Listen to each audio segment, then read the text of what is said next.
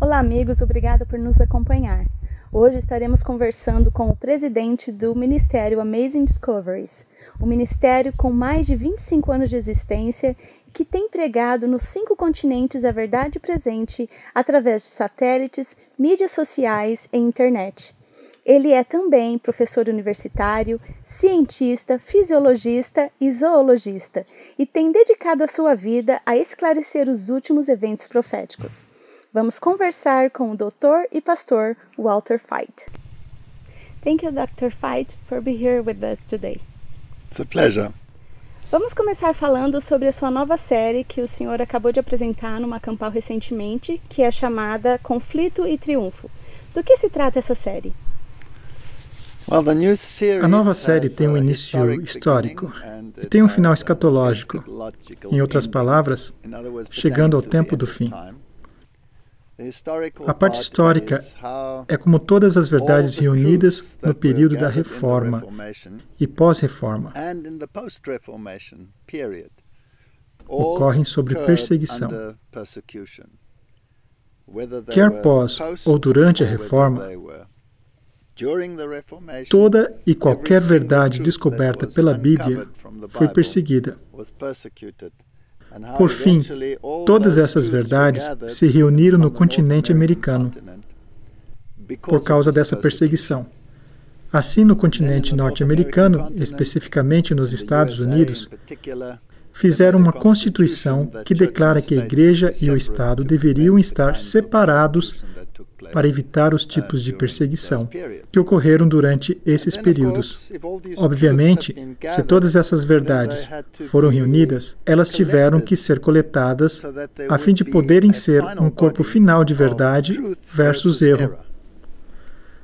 Deus está chamando as pessoas à verdade. Portanto, tratamos das organizações, dos grandes despertamentos que ocorreram e como essas verdades se transformaram num corpo final de crentes. Logo, essas verdades precisam entrar em conflito com o erro. A Bíblia fala de um sistema que equivale à Babilônia. E ela diz que esse sistema de conglomerado religioso caiu porque cometeu pecado. E pecado, pela definição da Bíblia, é a transgressão da lei. E assim, a verdade que havia sido reunida vai entrar em conflito com os erros dos sistemas religiosos gerais do mundo. Muitos deles rejeitam Jesus Cristo como Messias. Praticamente todos eles negligenciam a lei de Deus conforme o registro da Bíblia. E como vão culminar esses grandes conflitos do fim dos tempos? Como o povo de Deus será reunido? E qual será o resultado de todos esses eventos? É disso que trata a série. Nós estivemos envolvidos nesta campal e pudemos ver que é bastante informação que o senhor tem que colocar tudo junto e preparar. Quanto tempo levou para o senhor preparar esta série? Leva meses e anos para preparar algo assim. É uma quantidade incrível de trabalho e coleta de todas essas informações, porque tem um pouco aqui, um pouco ali. É preciso ler os livros históricos, as enciclopédias. Com frequência, é preciso consultar enciclopédias velhas e mofadas que vão dizer exatamente o que aconteceu. As modernas parecem cobrir o período histórico. E é preciso passar muitos dias e noites coletando informações. É como escrever um livro, mas não qualquer tipo de livro. É como escrever um livro, digamos, sobre ciência. É preciso ter muitas referências cruzadas. As pessoas acham que vem assim. Não é o que ocorre. Dá muito trabalho montar uma série. Nós sabemos que o senhor é uma pessoa bastante ocupada, pois palestra em vários países, em vários continentes. Como o senhor consegue tempo para estar se atualizando, para estar pesquisando todas essas informações que o senhor traz para nós? Eu realmente nunca planejo uma série. Eu não digo, bem, agora vou fazer isso. Eu leio. Sou um leitor ávido. Leio muito. Pratiquei para ter uma leitura dinâmica. E à medida que leio, há certas questões que vão me interessando. E aí me envolvo com a questão. E leio tudo que se relaciona a isso. E quando encontro um aspecto um tanto interessante, eu gravo. Escrevo no arquivo. E quando encontro algo novo, acrescento a esse arquivo. Com o passar dos tempos, o arquivo cresce. No final, tenho esse enorme arquivo com uma grande quantidade de informação. Sento-me e tento organizar sistematicamente o que descobri em minhas leituras. Tem as citações, que eu as disponho apropriadamente, e a partir daí surge a série. Geralmente trabalho à noite, porque durante o dia há muitas distrações. Costumo ir dormir bastante cedo, mais ou menos às 9. Levanto-me à meia-noite e trabalho a partir daí. E faço isso por meses seguidos, até terminar uma série. O que o senhor tem a dizer sobre os últimos atos do Vaticano? O Vaticano nunca dorme. Estão sempre planejando.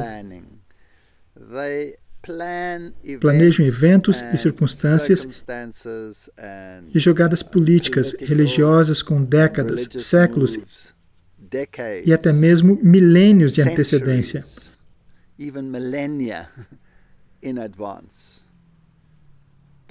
Mas a Bíblia diz quais serão os eventos finais.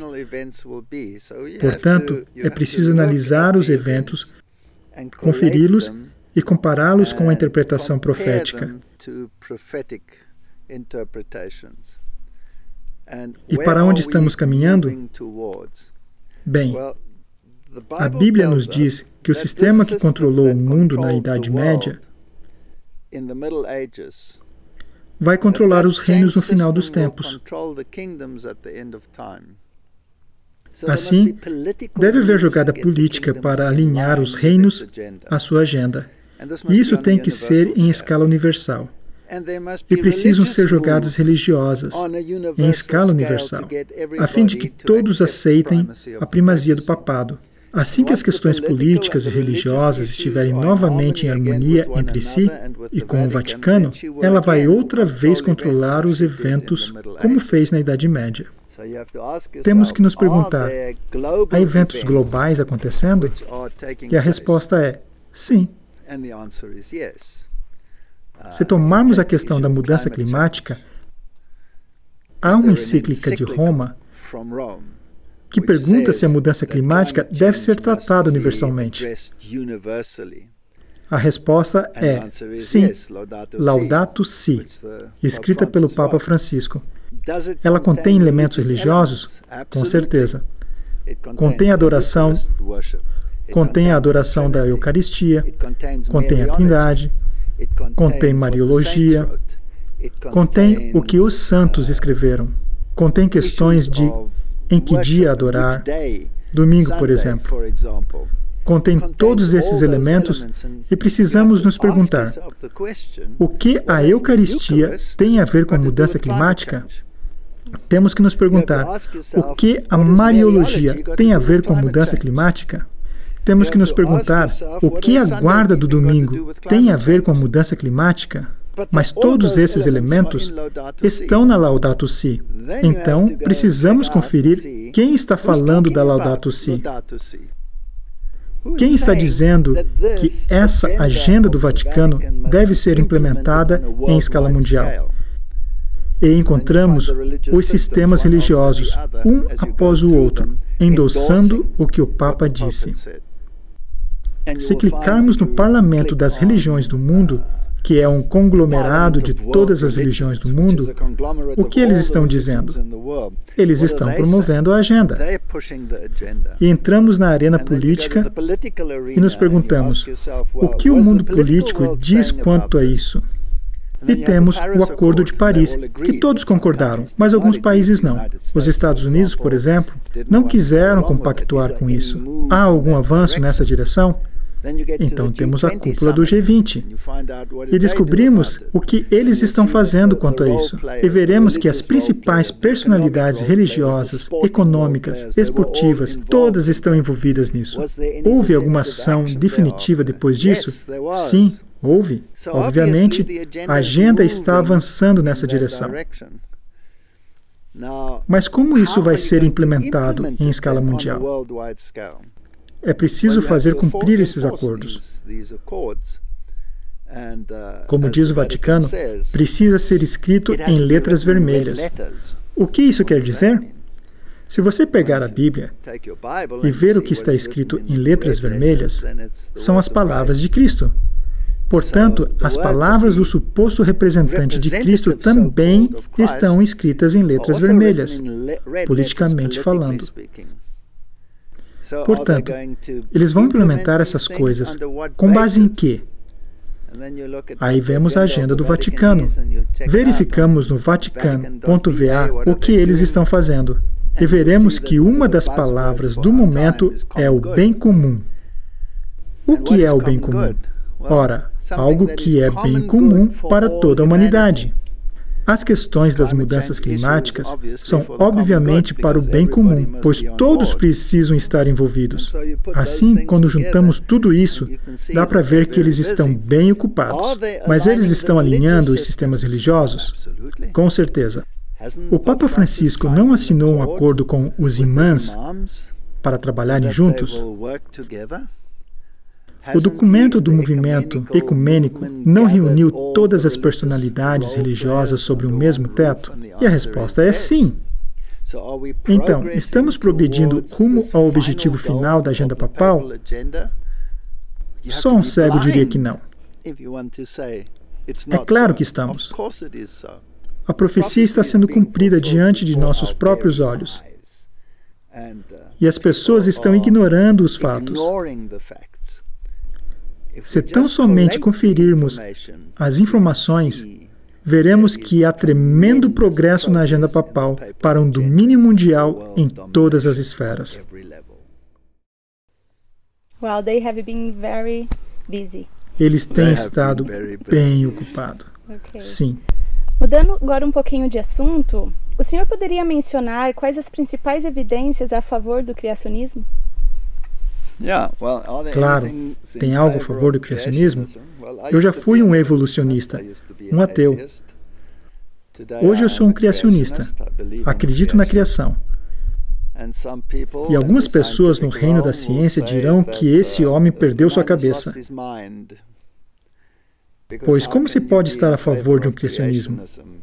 Certamente deve estar baseando sua mudança de ideologia puramente devido à questão da fé. Isto não é verdade. Deus disse, vinde e arrazoemos. Se analisarmos as evidências científicas do evolucionismo, não há alicerces firmes. Quando percebi que tais alicerces não eram firmes, não ficou muito difícil fazer a transição.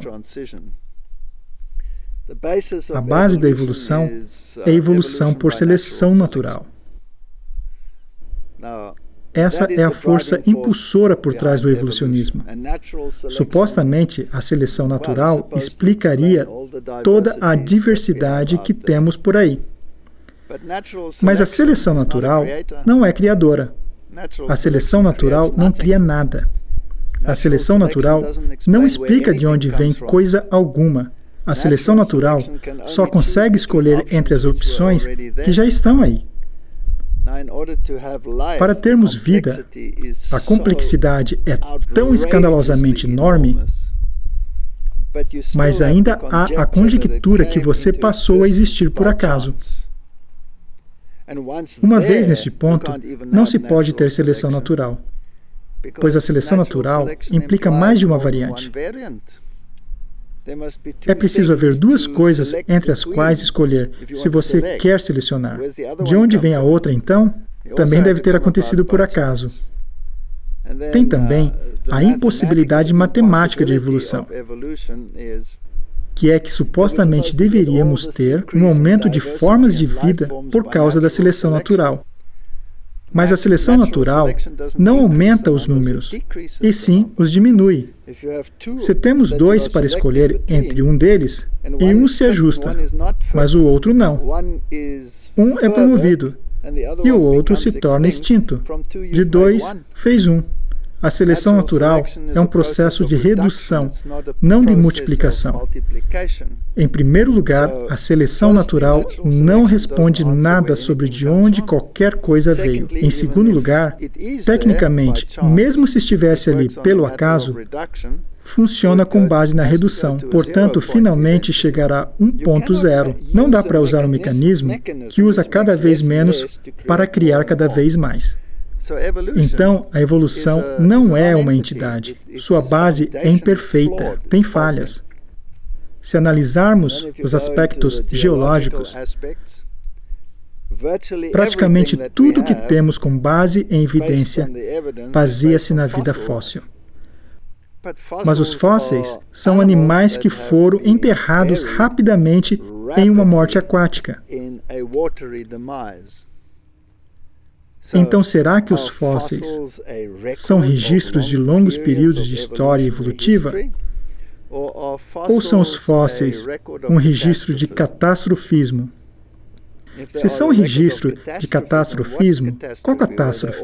Bem, todos foram enterrados em sepulturas aquáticas e todos orientados à corrente no registro dos fósseis. Isso se alinha com o dilúvio bíblico e não com longos períodos de fossilização. Temos centenas e milhares, até milhões de fósseis enterrados na direção das correntes. Isso é catastrofismo. Não há fósseis intermediários. Há tanto problema com a teoria da evolução. E há tantas respostas lógicas e racionais no criacionismo, que para mim tem se tornado óbvio que o modelo criacionista se ajusta aos fatos muito mais que a teoria evolucionista. Ok. Como o senhor acabou de citar que o senhor antes era um ateu e hoje o senhor é um criacionista, é possível unicamente se tornar um criacionista com bases em argumentos racionais? Acho que é possível usar um dos dados científicos para se criar uma contra-teoria. E pode-se crer nisso sem crer em Deus. Mas não é esse o ponto. A Bíblia diz que sem fé é impossível agradar a Deus. Então, obviamente, a fé entra na equação, pois a evolução jamais responde à pergunta de onde a matéria original veio, a fim de algo ser criado. O Big Bang não é a solução. Ainda é preciso começar com nada para se criar alguma coisa. Temos o mesmo impasse que existe na criação. De onde vem Deus? Ninguém sabe. Nem a evolução. De onde Deus criou as coisas? A Bíblia diz que do nada. Ora, é possível criar tudo do nada? A ciência diz que não, mas em sua própria teoria, ela cria todo o universo do nada. Então estamos iguais nisso. Tudo vem do nada. E a Bíblia diz que Deus falou e o nada se tornou alguma coisa. A evolução diz que nada explodiu e se tornou tudo. Ambos são logicamente irracional. Portanto, precisamos embasar-nos no que a palavra está dizendo. A palavra pode oferecer algo que a ciência não consegue. Profecia, que é a história escrita antecipadamente. Isto é bastante impressionante e uma história bastante precisa. Exatamente qual reino, qual poder regerá, o que fará, todas essas coisas estão nas Escrituras, escritas há centenas, milhares de anos antes de ocorrerem. Isso acrescenta elementos à escala da fé. Fé é o firme fundamento das coisas que se esperam e a prova das coisas que não se veem. Sempre haverá ponto a duvidar. Mas se abraçarmos essa verdade, entendermos que Deus é mais que uma compilação de palavras, mas que são racionais e voltadas ao futuro, em termos de profecia, chegaremos ao ponto de dizermos, isso é mais incrível que aquilo. Então, a fé entra em cena, pois sem fé é impossível agradá-lo. Okay, you need faith for both sides. Para ambos os lados é preciso fé. Ok, vamos mudar um pouquinho de assunto, vamos um pouquinho agora para a política. Eu sei que o senhor tem seguido os passos do presidente Trump, presidente dos Estados Unidos, e atualmente o Brasil tem um presidente que é também conhecido Trump da América do Sul, pois tem agido e governado o país do mesmo modo que o Trump. O que o senhor teria a falar sobre isso? Eu acho essas políticas atuais muito interessantes. Eu as coloco na categoria da dialética hegeliana. A dialética hegeliana é quando se coloca dois opostos em um ambiente e os roçamos um contra o outro, a ponto de, por fim, termos uma síntese. Mas não dá para se ter uma síntese até que os dois opostos são trazidos um para junto do outro. Ora, o mundo tem experimentado um extremo do secularismo e liberalismo. E agora o mundo foi ou está indo para um extremo oposto de conservadorismo extremo. E a sociedade, dependendo de em que lado você está gritando, quer a favor, quer contra essas questões. Quanto mais alto gritam, mais fica o conflito. Mas é assim que o hegelianismo funciona. Aproxima-se os dois até chegar a uma síntese. Se pudermos unir e conectar os elementos que eles desejam, da visão conservadora com a visão liberal, então teremos exatamente o caminho que o Vaticano gostaria para ser capaz de controlar não somente o pensamento secular, mas também o religioso. Então faz parte do jogo, até onde eu consigo entender. E estão desempenhando bem o seu papel. Dou nota máxima para eles. Eu acho que vou acrescentar uma pergunta. O senhor acha que eles sabem que são parte do jogo? Bem, há políticos no passado que disseram que, na esfera mundial, nada acontece por acaso. Se analisarmos Trump, veremos que ele foi preparado para essa posição há décadas, com suas interações com a Casa Branca. Eles o chamavam de The Dove, a pomba. Escreveram artigos sobre o que ele faria no futuro. E ele está cumprindo todas essas coisas. Portanto, seria ingênuo de nossa parte pensar que as pessoas chegaram à arena política por mera casualidade. Essas coisas são planejadas com muita antecedência. Vamos falar agora um pouco do que está acontecendo dentro da igreja. Nós temos uma divisão de dois grupos dentro da igreja, os liberais e os tradicionais. E muitas pessoas falam que o correto seria ter um equilíbrio entre esses dois grupos, que nenhum dos dois é o correto. A pergunta seria, Jesus, ele era tradicional, ele era liberal ou ele estava nesse grupo que tanto falam do equilíbrio? Temos aqui um barco, e todos estão no barco. E temos os da extrema-direita avançando para a direita, meio que colocando uma prancha no barco e mudam de lugar. Então o barco está prestes a virar. Então os liberais levantam sua prancha, contra-atacam e o barco chega ao equilíbrio. Mas já não tem mais ninguém no barco. A igreja é o barco. Todos deveriam estar no barco. Então devem estar no barco somente aqueles que têm essas ideias e que estão sempre brigando ou discutindo nesse barco? Eu não acredito nessa categorização de liberal e conservador. Não acredito mesmo nisso. Se eu tiver que explicar algo como eu me sinto em relação a mim mesmo, diria que sou um conservador liberal. Isso quer dizer que sou conservador comigo mesmo, mas liberal com os outros. E Jesus encontrava as pessoas onde elas estavam, mas nunca abriu mão da verdade. Quando nós deparamos com alguém conservador, em minha definição de conservador, seria não abrir mão da verdade. O que é verdade? A tua palavra é verdade. Teus mandamentos são verdade. Jesus é verdade. Essa é a definição de verdade. Ora, se alguém quer fazer a vontade de Deus, guardar seus mandamentos e viver de acordo com os princípios da Bíblia, e podemos incluir o espírito de profecia nisso também, pois é a palavra de Deus, assim como a palavra de Deus. Pois não existe isso de inspiração sem autoridade. Se é inspirado por Deus, então tem autoridade de Deus. Será que isso faz de alguém alguém pouco menos conservador?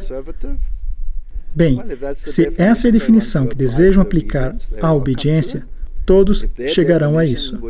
Se sua definição estivesse do outro lado, logo a desobediência seria vantajosa. Aí teríamos um problema. Isso não deve ser confundido com perfeccionismo. Perfeccionismo diz que você dependerá de sua própria força ou da força de alguém mais no caráter exatamente igual ao que Cristo teve. Isso é colocar-se igual a Deus. O espírito de profecia diz que jamais atingiremos o seu caráter perfeito. Mas isso não quer dizer que não vamos crescer continuamente rumo a esse caráter. Então, o que é perfeccionismo? O perfeccionismo tem o problema de começar com a palavra eu. Eu tenho que ser perfeito. O perfeccionismo só existe na mente dos homens, pois temos uma natureza caída. Mas não confundamos obediência com a incapacidade de fazer o que é certo, pois todos podemos fazer o que é certo. Nada evita você de deixar de ser um alcoólatra. Você consegue dizer: sou um alcoólatra, mas não bebo mais. Isso faz de você um perfeccionista? Não. Faz de você alguém com cérebro e que quer tomar uma decisão sensata.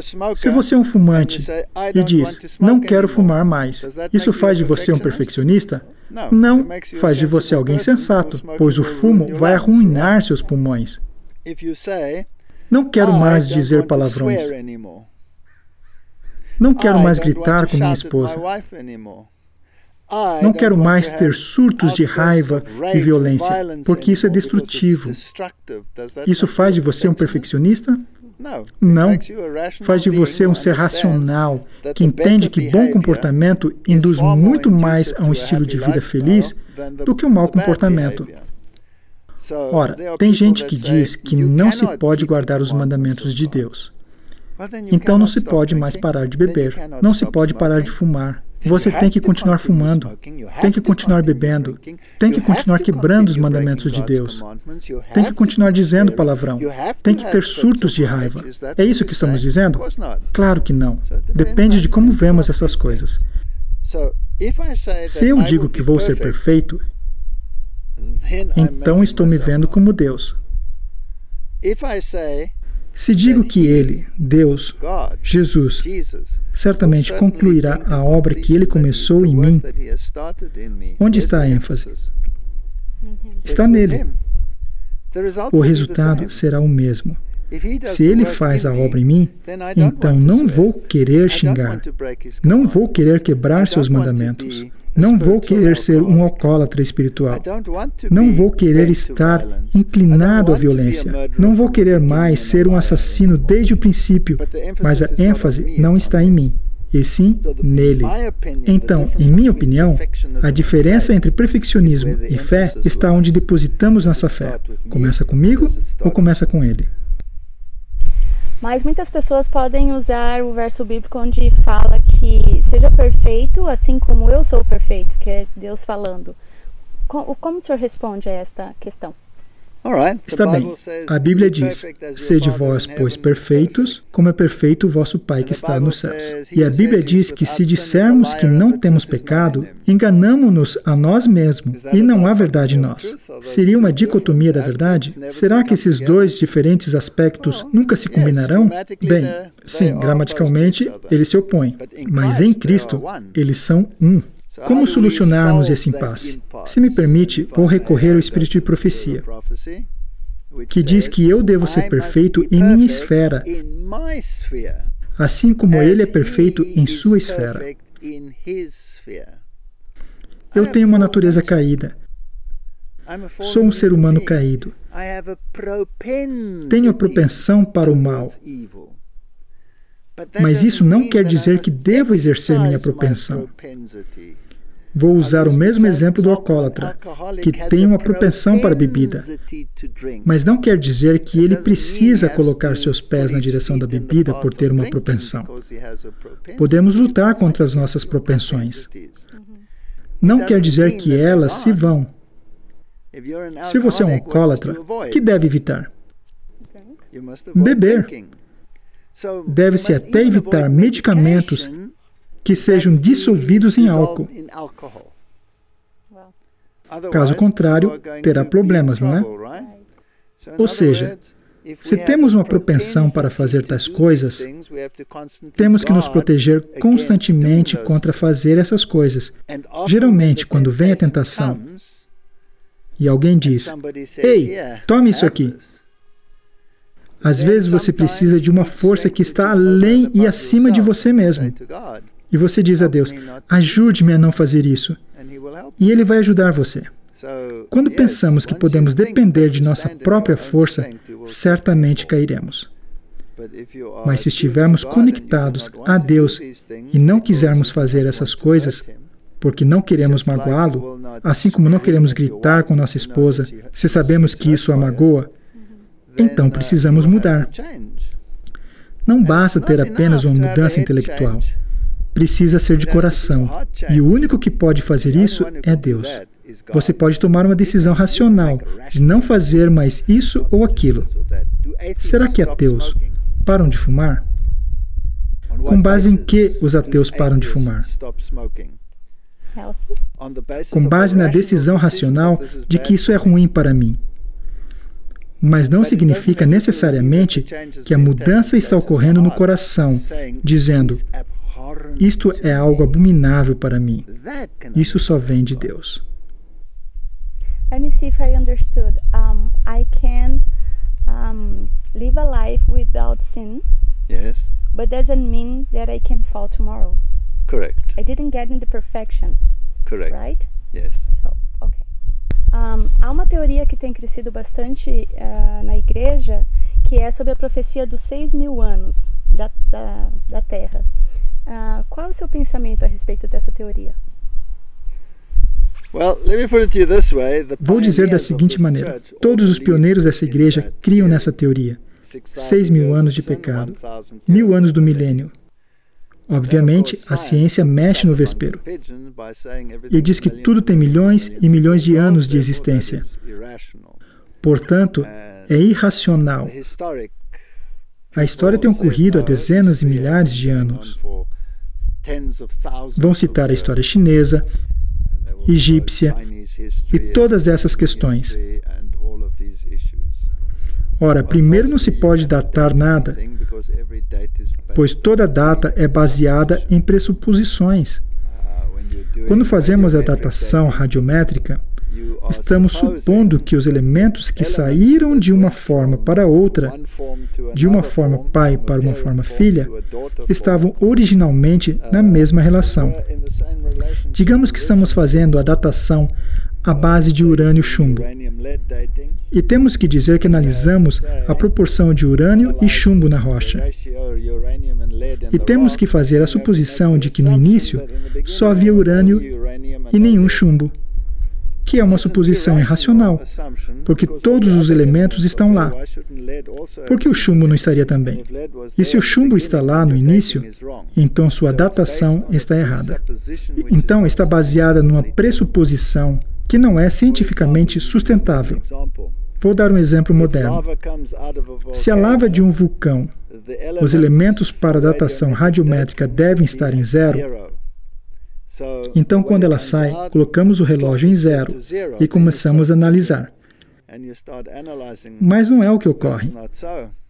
A rocha que sai de lá pode ser de milhões de anos se já a datamos. Então o relógio é inútil.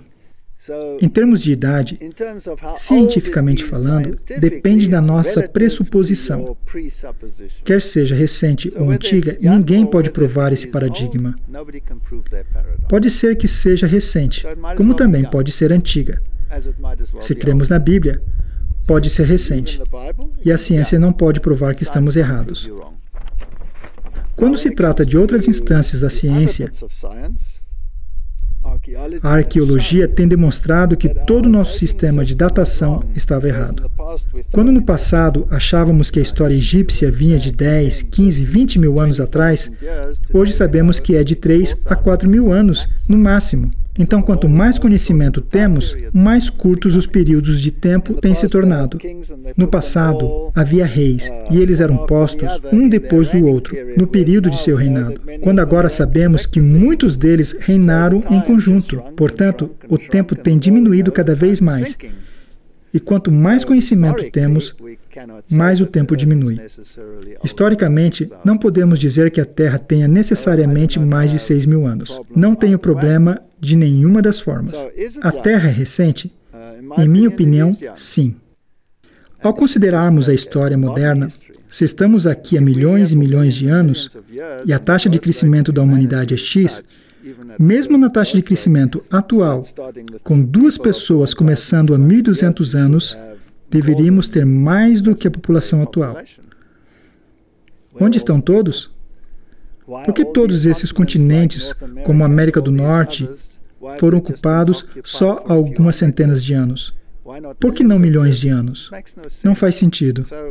Não tenho problemas com a Terra ter idade recente. E se analisarmos a teoria dos 6 mil anos, como eu disse, todos os pioneiros criam assim, quando os 6 mil anos seriam concluídos? Bem, isso depende de a partir de quando se começa a contar. Se pegarmos a cronologia precisa da Bíblia, então chegaríamos a cerca de 6 mil anos para a Terra hoje. Se pegarmos Cristo, que veio entre as duas economias, e pegamos o período de tempo de Adão a Noé, ou de Adão a Abraão, de Abraão a Jesus, de Jesus até os nossos tempos, todos estão divididos em períodos de praticamente 2 mil anos. Então, Cristo teria vindo praticamente no ano 4000. E o final poderia vir 2 mil anos depois disso. Devemos estar quase nisso. A partir de quando passamos a contar? Do seu nascimento? Do início de seu ministério?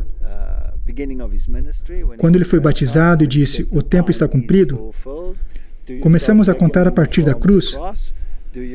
A partir da época em que a primeira economia de Israel, literal, passou para o Israel espiritual? Há muita margem para calcular essas coisas.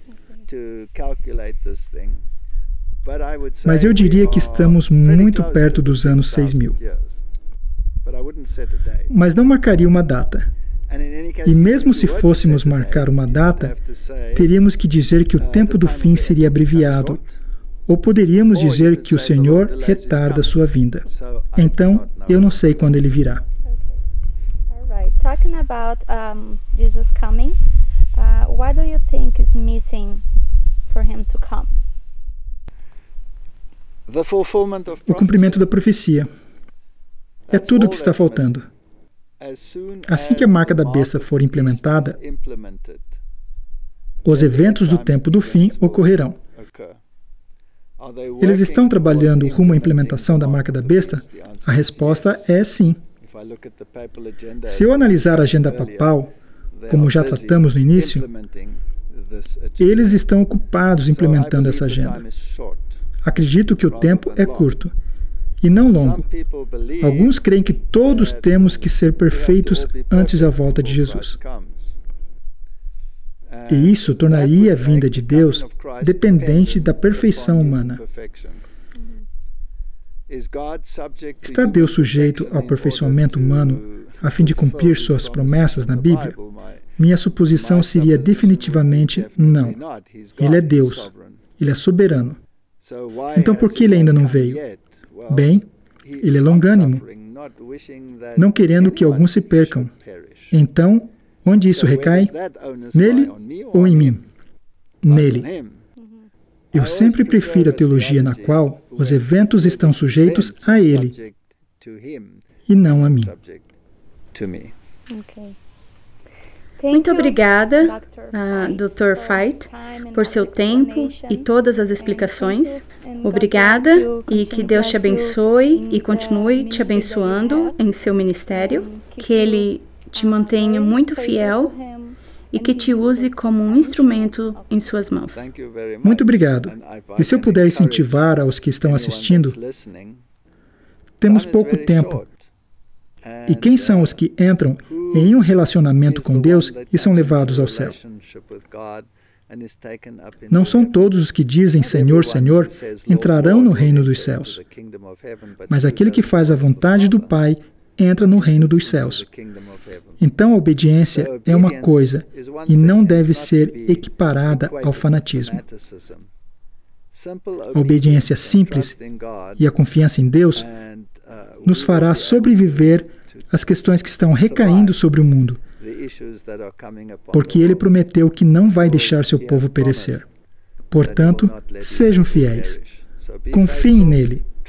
Façam o que é certo com a ajuda dele. E nenhum de vocês se perderá. Obrigado. E a você, amigo, que realmente Deus possa continuar abençoando a sua vida e que você possa estar pronto para a volta de Jesus, que está muito em breve de acontecer. Que Deus te abençoe.